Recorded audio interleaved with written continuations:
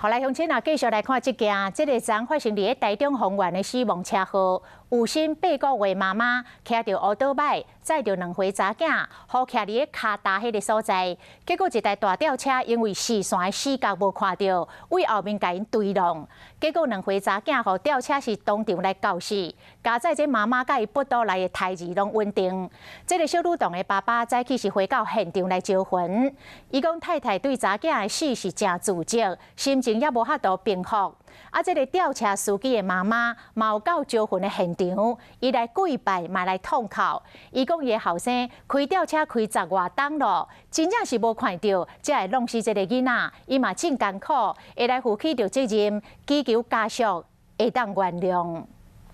真的很对不起，对不起，我们都会承担，对不起。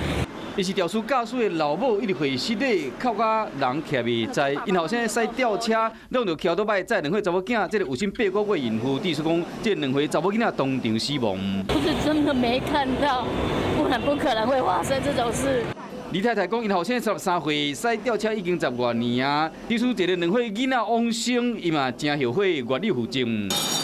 囡仔老爸到车祸现场引魂都开始发出跋杯，拢跋无杯。因为比较怕生，所以爸爸是一讲他就跟着你。对。囡仔老爸讲，因某要伫病院静养，腹肚内面这个弟弟状况稳定，不过心情依然无法度平静。妈妈在医院一直说都是妹妹保护她跟弟弟，所以很自责。平时拢是伊赛车载查某囝，车祸一到是因为有代志，才和因某载囡仔。就白天他们都会待在外婆家，因为妈妈也在那附近上班。对，然后就一起出来买早餐。对，那天是因为刚好我出去工作了，不然平常妹妹都是我开车载的。